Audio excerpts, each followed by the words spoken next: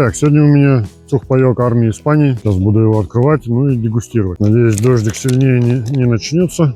Не знаю, что внутри. Кстати, срок годности до октября этого года. Открываем. Тут описание. Ни на немецком, ни на русском. Так, ну тут все такое компактное, маленькое.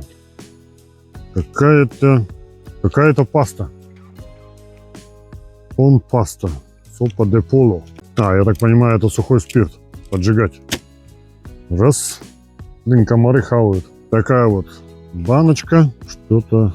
Потом у нас идет еще одна баночка. Я не знаю, что это. Витамина С какой-то. Наверное, это сок. Раз. Два. Это тоже 3. Потом этот что-то, какой-то пакетик.